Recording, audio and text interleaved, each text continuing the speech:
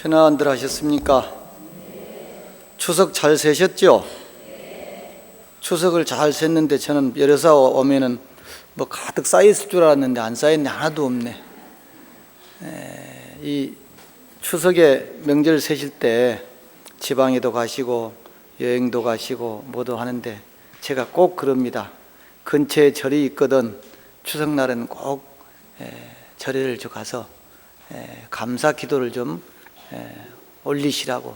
그런데 참 많이 안 찾아요. 예, 참 안타깝습니다. 그런 부분들이. 그래서 어떻게 보면은 명절 때일수록 도리를, 자식의 도리, 후손의 도리, 또 불자의 도리 좀 해야 되는데 쉽지 않습니다. 어떻게 보면 추석기나 명절 때가 되면 스님들은 제일 쓸쓸해요. 오가는 사람도 없고 가만히 있어요.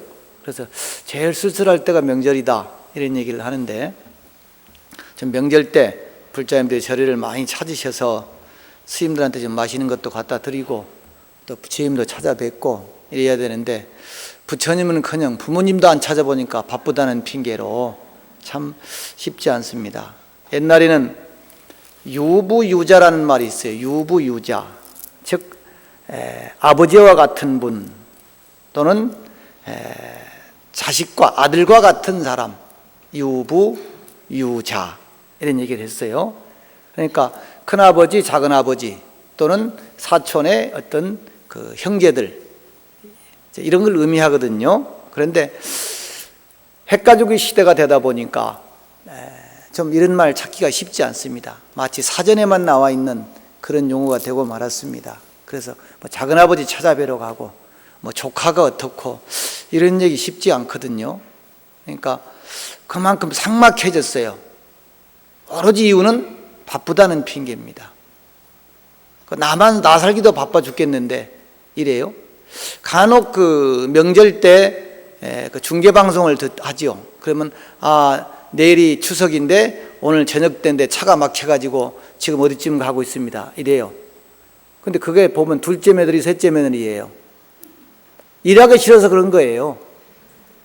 그 방송을 들으면서 야, 어제 저녁에 갔으면 얼마나 좋나, 새벽에 갔으면 차가 막히지 않았을 거 아니냐, 가서 음식도 좀 도와드리고 조금 뭐 못한 거 있으면 좀 거들어 드리고 이러면 되는데, 그거 하기 싫어서 시간 딱 맞춰 가려고 하다 보니까 차는 막히고 도착은 안 하고 지금 차가 막혀서 늦게 가니까 어머님이 하십시오, 형님이 하십시오 이러고 있단 말이에요. 난 그거 중계하는 것도 나는 이상하다고 생각해요.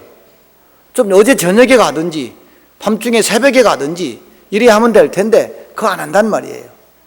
그리고 올 때는 바리바리 싸가지고 옵니다. 또 꼭 간섭을 해요. 뭘 잘못 장만을 했느니, 뭘 잘 못 차렸느니 이러고 있어요. 이게 내가 할 도리는 하지 않으면서 남의 것만 쪽지기처럼 탁탁 가시처럼 집어냅니다. 내년에는 좀, 더군다나 올해는 연휴가 길었잖아요. 충분한데도 다 그 추석 전날 가고 있어요. 그리고 막히다 그래요. 물론 10시간, 9시간 걸리죠. 그런데 조금 더 일찍 출발하면, 오늘 그 법회 하는 그 게으름이라고 하는 주제하고 비슷해서 하는 얘기입니다. 미리미리 좀 해야 되는데, 또한 효제라는 말이 있죠. 효제. 그래서 부모님께 효도하고 형제간에 우애가 있어라 이런 얘기를 합니다. 그런데 여기서 부모님이란 나를 낳아준 부모님뿐만 아니라 아까 유부유자란 얘기를 했죠. 뭐 작은아버지, 큰아버지, 또 뭐 삼촌 이런 분들, 또 사촌, 뭐 육촌 이런 분들. 근데 요즘에는 형제간도 잘 안 보니까요. 부모님 돌아가시고 나면은 잘 안 보죠? 많아요, 그런 집이. 우리 집은 차례 안 지낸다고, 요즘도 교회 나간다고 차례 안 지낸다 그래가지고 명절에도 안 봐요. 이런 집 많습니다. 제사도 안 지내고 차례도 안 지내니까 이거 언제 봅니까? 그러면은 볼 시간이 없는 거예요. 볼 시간이. 그래서 어떻게 보면은 오직 내 아버지, 내 어머니, 또 친형제끼리만 우애하고 지내면 할 일을 다 한 것으로 여기는 그런 세상. 근데 여기서 한 걸음 나아가서 아버지도 잘 안 모시고 형제간에도 내몰랄하는 이런 시대입니다. 육아에서는 그렇게 얘기했죠. 효와 죄는 인을 행하는 근본이다 그랬습니다. 효죄를 하지 않고서 인을 행한다. 제가 아까 추석에는 부처님을 좀 찾아보십시오 그랬습니다. 그러면 누가 혹자가 이렇게 물을 수 있어요. 스님, 부처님을 먼저 볼까요? 아버님을 먼저 볼까요? 그럼 불자는 당연히 아버님을 먼저 봐라 그래야 됩니다. 그게 근본이니까요. 그 다음에 도리 부처님이죠. 근데 다른 종교에서는 하나님을 먼저 보라니까 이게 문제가 되는 거예요. 우리 삶의 근간이, 기본이 흔들린단 말이에요. 부모한테도 잘 못하면서 부처님한테 잘한다? 부모 형제나도 잘 못하면서 하나님한테 잘한다? 교회에 잘한다?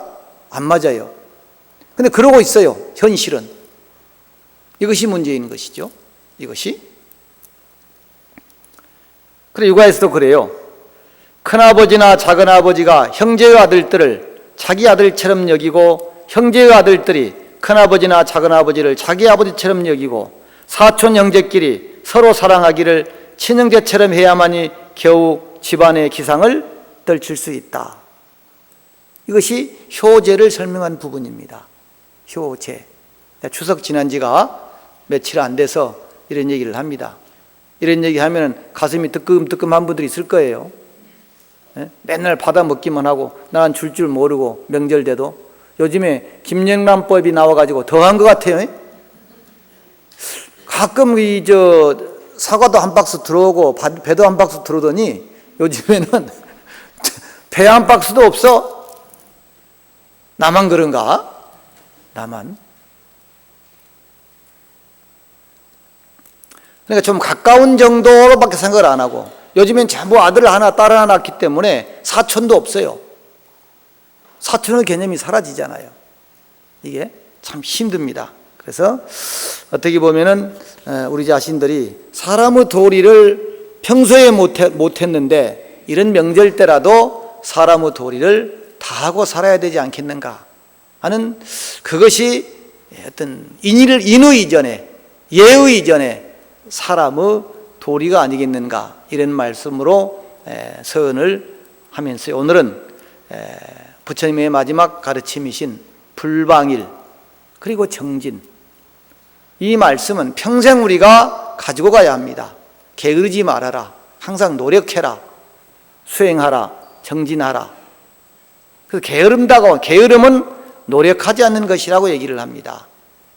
구사론에서 게으름은 노력하지 않는 것이다 하고 있습니다. 게으름이란 자기의 의지와 실천력이 결핍된 상태, 이렇게 풀이합니다. 의지도 약하고 실천력도 부족하니까 게을러지는 것이죠. 게을러져요. 부처님의 마지막 가르침이 불방일, 게으르지 말랍니다. 근데 게으름이야말로 모든 것을 망치는 원인이죠. 아까 제가 바쁘다는 핑계로, 근데 게으름 때문에 그렇습니다. 바쁜 것도 어떻게 보면은 나보다 더 바쁜 사람이 훨씬 많습니다. 그런데도 어떤 사람은 2개, 3가지 일을 하는데 나는 한 가지도 못하고 있는 경우가 많죠. 모든 것이 게으름입니다. 보살본행경의 말씀입니다. 그 쭉 자료를 보십시오. 게으름은 온갖 행위에 허물이 된다. 부처님께서 기수급고도곤에 계실 때 사문들이 몸과 마음이 게을러서 부지런히 정진하지 않은 것을 보시고 아난에게 이렇게 말씀하십니다. 게으름이란 온갖 행위에 허물이 된다. 집에 살면서 게으르면 옷과 음식이 갖추어지지 못하고 가업도 일어나지 못한다. 출가해서 게으르면 생사의 고통에서 벗어나지 못한다. 모든 일은 다 정진을 말미암아서 흥성한다. 집에 있으면서 정진하면 옷과 음식이 풍부하고 가업도 더욱 번성한다. 출가해서 정진하면 도행이 모두 이루어져서 곧 바로 성불에 이르나니 이는 모두 정진을 말미암아서 성취하게 되는 것이다. 두 가지라는 거죠. 게으름과 정진. 모든 사람들이 여기서 비롯된다는 거죠. 게으르면 6가지의 손실이 있다. 장하암경 말씀입니다. 첫 번째는 부유하고 즐겁다고 하면서 일하려 하지 않는 것이고, 부유하고 즐거우니까 일 안 해요. 꼭 이유가 있어. 일하지 않으면서 이유가 있어요. 반대로 가난하고 궁핍하다고 하면서 부지런히 일하려 하지 않는 것. 난 조건이 안 갖춰졌다 이런단 말이에요. 세 번째는 또 날짜 탓을 해요. 날씨 탓을 해요. 춥다고 하면서 부지런히 일하려 하지 않는 것이요. 네 번째는 덥다고 하면서 부지런히 일하려 하지 않는 것이며, 덥다고 공부 안 하고 춥다고 공부 안 하고 또 선선해지면은 놀기 좋다고 공부 안 합니다. 그래요? 다섯 번째는 때가 이르다고 하면서 부지런히 일하려 하지 않고, 여섯 번째는 때가 늦었다고 하면서 부지런히 일하려 하지 않는 것이다. 우리가 학교에서 숙제를 내주면요, 시간이 많이 남았다고 절대 안 합니다. 대학 다닐 때 레포트를 내주면요, 시간 딱 닥쳐서 밤새면서 하죠. 때가 이르다고 하면서 안 하는 거예요. 실컷 안 하다가 이제 다 됐다, 아이고 이제 잘하면 뭐 하겠나 이러면서 또 안 해요. 대충 하고 말죠. 이것을 게으름의 6가지 손실이라고 한다. 만일 게으름을 그치지 않는다면 그 지배 재산은 날로 줄어들 것이다. 그랬단 말이에요. 부처님의 말씀은 어려운 거는 없어요. 아주 쉬운 건데 그것을 우리가 반복해서 하기 어려워요. 그 정진은 멈추지 않는 것이다, 반복하는 것이다, 이렇게 얘기합니다. 출교경에도 이와 비슷한 말이 나옵니다. 게으른 사람에게는 죄를 받을 만한 6가지의 옳지 않은 법이 있다.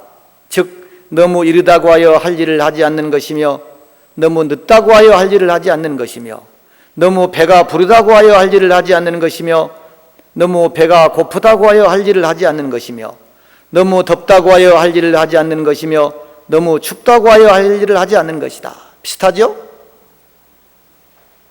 모든 핑계를 댑니다. 여러분들 집에서 남편한테 부인한테 뭐라고 하면 꼭 핑계가 있어요. 절에도 그래요.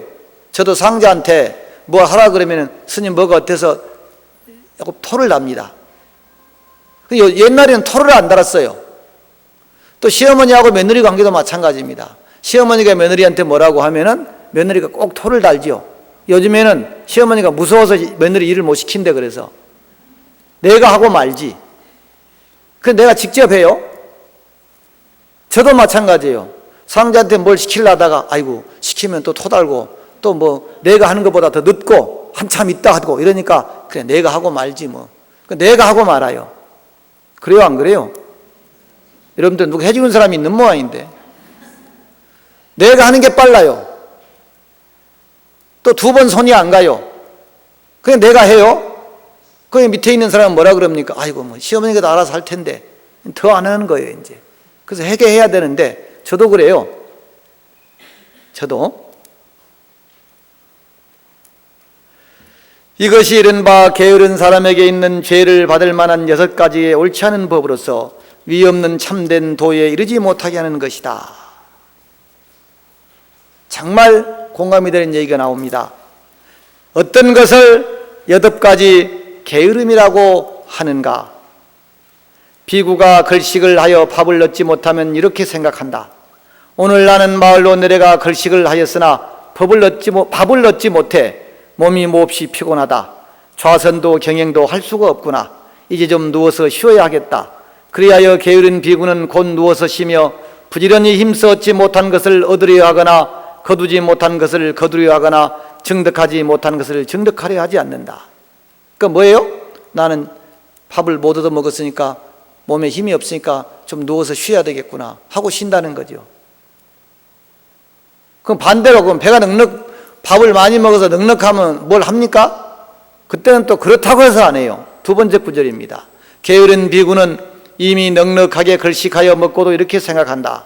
나는 아침에 마을로 들어가 걸식해서 음식을 많이 먹고 나니 몸이 몹시 나른하고 무겁구나. 좌선도 경행도 할 수가 없다. 이제 좀 누워서 쉬어야겠다 하고 곧 누워서 쉴 것이다. 배가 고플 때는 고프다고 힘없어서 공부 못한다고 하고, 배가 부를 때는 배가 부르니까 쉬어야 되겠다고 쉰다는 거죠.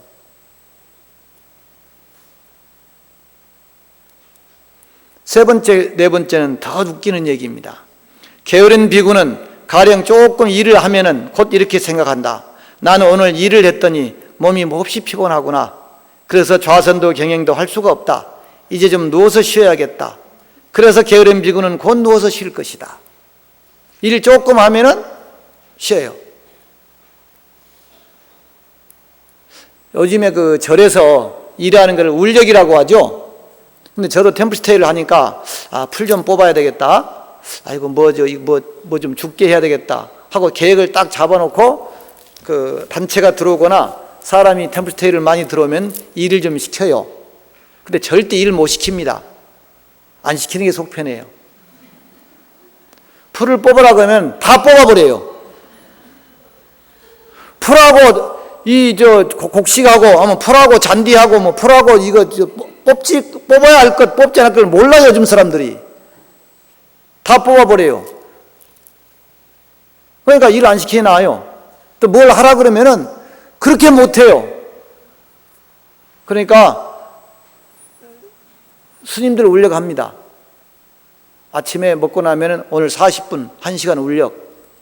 저도 해요. 제가 안 하면 또 안 하니까. 절에서 요즘에요 울력하면 꼭 참을 달라 그래요. 옛날 참을 주지요. 스님들도 그래요. 요즘 스님들도, 젊은 스님들도 그래요.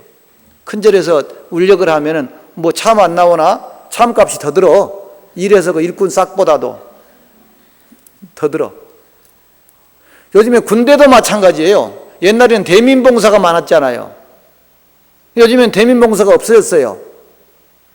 물론 여러 가지 사정이 있었겠지만은 군인들을 데려다가 한번 봉사활동을 시키면 돈이 훨씬 더 들어요.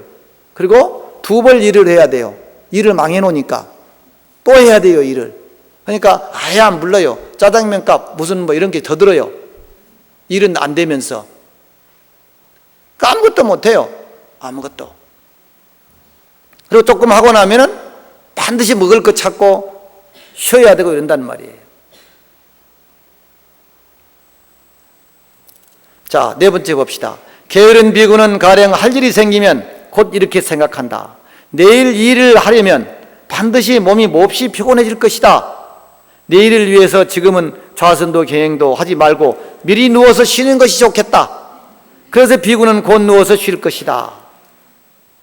내일 일하려면은 피곤해질 것이니까 힘을 비축하기 위해서 지금 쉬어야 되겠다. 이러고 또 쉰다는 거죠. 일하면 일했다고 쉬고, 일하기 전에는 피곤해질 것이니까 쉬고, 이런다는 말이죠.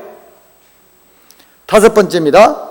게으른 비구는 가령 조금 걸어왔더라도 곧 이렇게 생각한다. 난 아침부터 힘들게 걸어와서 지금 몸이 몹시 피곤하다. 그래서 좌선도 경행도 할 수 없구나. 나는 이제 좀 누워서 쉬어야겠다. 그래서 게으른 비구는 곧 누워서 쉴 것이다. 이게 아주 평범한 얘기 같지만요, 어쩌면 이렇게 자상하게 했는지 모르겠어요, 부처님께서.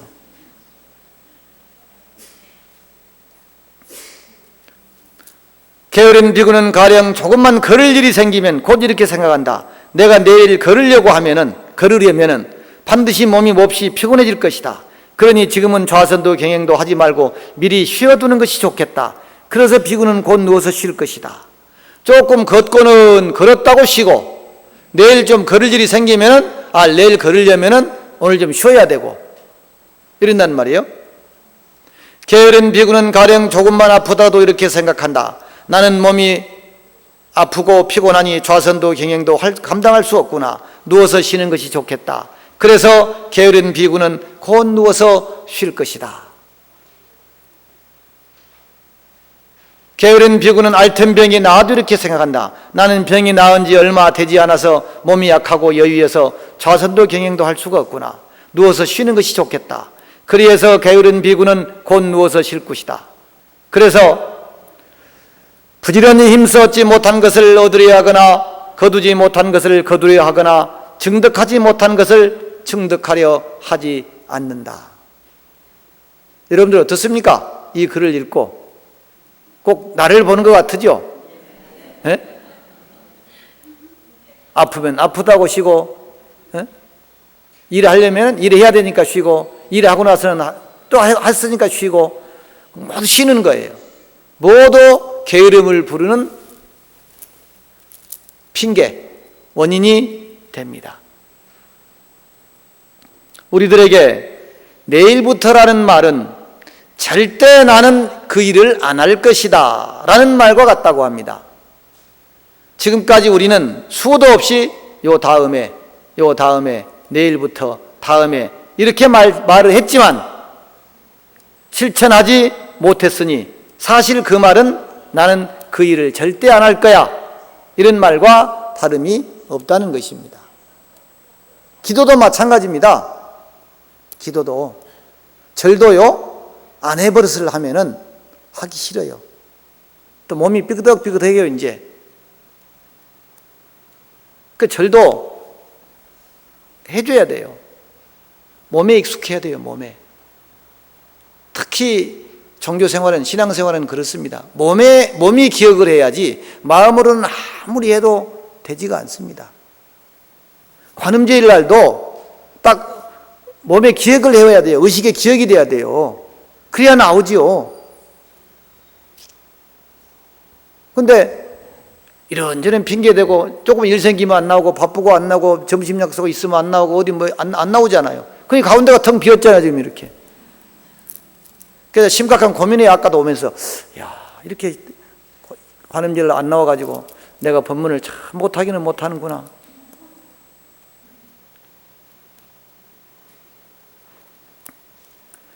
다음부터, 다음에, 내일부터 이것은 뭐냐? 절대 나는 그 일을 하지 않을 것이다 하는 말과 다름이 없다는 말입니다. 그 다음 구절을 봅시다. 유광이라도 극념작성이요 유성이라도 망념작성이라 하니 시고로 성인은 조차전패라도 미상불념 정도의 학지아니라 그랬습니다. 그 위에 있는 게 상서의 얘기입니다. 망념작성까지가 오직 미치광이라도, 비록 미치광이라도 극념작성, 생각을 이기면 그 생각은 뭐냐? 미치광이의 생각, 망념, 잘못된 생각을 이기면은 작성, 그 사람이 곧 성인이 된다. 유성이라도, 비록 오직 성인이라고 할지라도 망념, 작광하면, 생각을 잊어버리면은 작광, 미치광이가 된다. 결국은 성인은 뭡니까? 바른 생각을 가지고 지니고 있는 것이 성인이다. 바른 생각을. 그런 까닭으로 성인은 조차전패라도,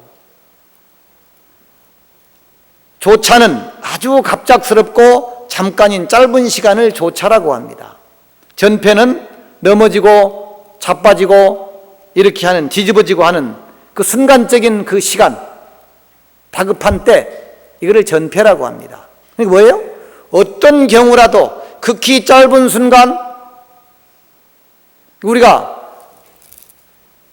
여유롭고 한가한 시간에는 얼마든지 생각할 수 있지만은 다급하고 위급한 순간에도 그 바른 생각을 놓지 말아야 된다. 잃지 말아야 된다. 이거예요. 그래서 조차전패라도 미상불념 정도의 학자니라 그랬어요. 다급한 순간, 짧은 순간, 위급한 순간일지라도 정도를 생각해서, 바른 도를 생각해서 배우지 않은 적이 없었다. 늘 배우려고 하는 마음이 있었다는 얘기예요. 늘 배우려고 하는 마음이. 인격이 잘 갖춰진 사람이라고 할지라도 항상 인격을 잘 갖추고 있을 수는 없습니다. 순간순간 뭘 볼 때, 들을 때, 경험할 때 옳지 않은 생각이 일어나죠. 그러면 미치광이가 되는 거고, 미치광이라도 바른 생각을 가지고 있으면 그 미치광이가 성인이 된다, 이런 얘기입니다. 우리는 늘 깨어서 바른 생각을 지키려고, 생각하려고 노력을 해야 된다는 거죠. 그러니까 나는 불자라는 생각, 나는 스님이라는 생각,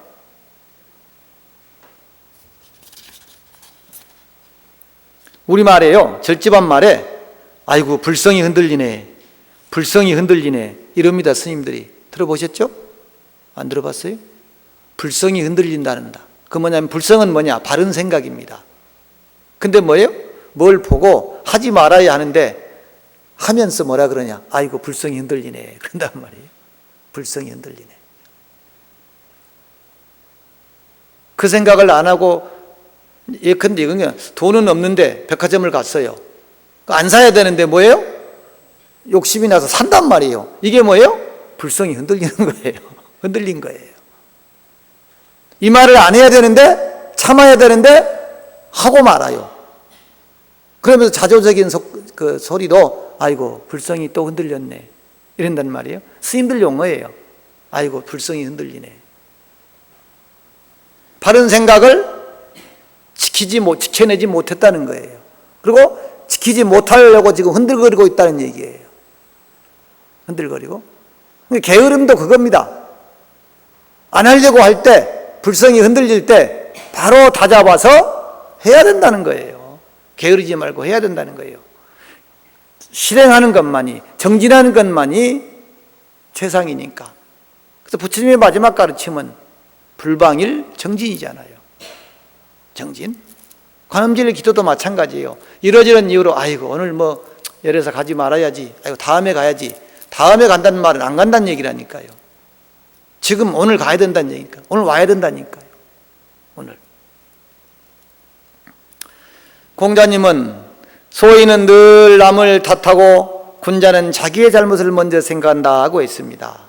그래서 우리 말에 대인춘풍하고 지기추상하라 그랬죠. 남을 대할 때는 봄바람처럼, 자기 자신을 견지할 때는, 대할 때에는 추상, 서리발처럼, 가을 서리처럼. 근데 반대가 되죠. 나한테는 봄바람처럼, 다른 사람한테는 서리발처럼 이렇게 하고 있다는 얘기죠. 늘 합리화시키는 거예요. 앞에서 지금 여러 가지 게으른 비유를 설명을 드렸습니다. 늘 합리화시킨다는 거죠. 자기의 맞도록만. 그건 정도하고는 전혀 상관이 없는 얘기입니다. 정도하고는. 가끔 얘기를 했습니다. 천하지사는 부진즉퇴다 그랬습니다. 세상 모든 일은 나아가지 않으면 곧 물러나 버린다. 퇴보한다. 퇴보한다. 아무리 새로운 것이라도 오래되면 또 현실과 타협하기 마련이고 또 썩기 마련이고 때가 묻기 마련입니다. 그래서 매일매일 나아가지 않으면, 정진하지 않으면 과거의 나가 되어버립니다. 미래의 나가 아니고. 그래서 천하지사 부진즉퇴다 그랬단 말이에요. 다산 정약용은 이런 얘기를 했습니다. 부지런함이란 무엇을 뜻하는가? 오늘 할 일을 내일로 미루지 않는 것이며 아침에 할 일을 저녁까지 미루지 않는 것이다. 맑은 날에 해야 할 일을 비가 오는 날까지 끌지 않는 것이며 비가 오는 날에 해야 할 일을 맑은 날까지 끌지 않는 것이다 그랬단 말이에요. 이게 부지런함이다. 미루지 않는 게 부지런함이다. 우리 모든 사람들은 어디서 잘 읽은 기억이 있습니다. 언젠가 증후군이 있다. 언젠가 증후군을 가지고 있다. 언젠가 할 거야, 다음에 할 거야, 썸데이죠. 썸데이, 언제. 썸데이 시크니스라 그럽니다. 언젠가 할 거야, 다음에 할 거야. 미루는 거죠. 그런데 그렇게 미루는 사람들의 좌우명은 어느 날이라고 합니다. 어느 날 할 거야, 언젠가 할 거야, 다음에 할 거야. 그런데 그렇게 미루는 사람에게 그 언젠가, 그 어느 날은 영원히 오지 않는다고 합니다. 영원히 오지 않는다. 지금 바로 당장 오늘 실천하라는 말에 다름이 아닙니다.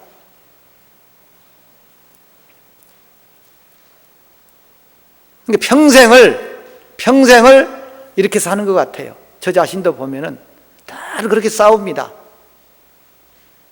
마음속에서 이걸 할 건가 말 건가, 지금 할 건가 말 건가, 그렇게 싸워요. 또 그 시간만 놓치면 못해요. 그 시간을 놓치면 못해요. 좋아한다는 말도, 사랑한다는 말도, 고생했다는 말도, 수고한다는 말도 지금 하지 않으면 못하는데 못하고 말아요. 저도 그런 경험을 많이 합니다. 심지어는 고양지 보살한테, 심지어는 스님한테, 신도한테 내가 스님이라는 생각만 버리면 무슨 말이라도 할 수 있어요. 해줄 수 있어요. 근데 알량한 아이고 내가 스님인데 스님이 어떻게 그런 소리를 이렇게 된단 말이에요.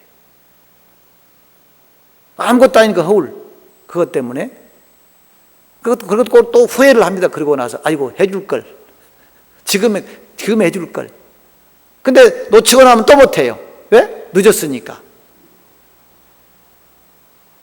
평생을 이렇게 그런 갈등 속에서 삽니다. 게으름도 마찬가지일 것 같아요. 게으름도. 그리고 나한테 맞게 합리화시킨단 말이에요. 합리화시켜요. 여러분들이 잘 아시는 부처님의 10대 제자 가운데 천안제일 안하율 그러죠.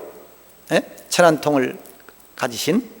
그래, 이 안하율 전자가 부처님의 설법을 듣다가 꼬박꼬박 졸아서 부처님께 꾸중을 듣고 잠을 안 자고 용맹정진을 한 끝에 눈이 멀어버렸고, 눈이 먼 대신에 천안통을 얻었다, 천안을 가졌다, 이렇게 얘기를 합니다.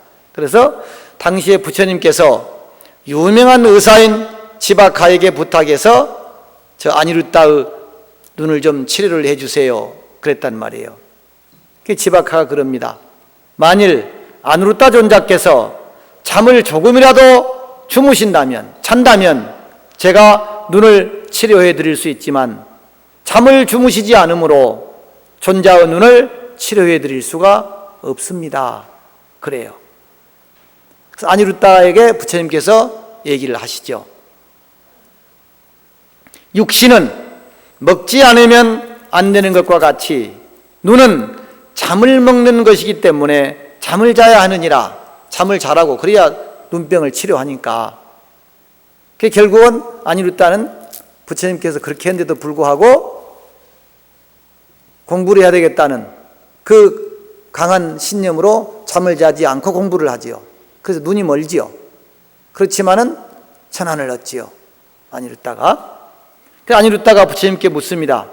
부처님, 그러면 열반은 무엇을 먹습니까? 눈은 잠을 먹는다고 했는데 열반은 무엇을 먹습니까? 그래서 부처님께서 대답을 하십니다.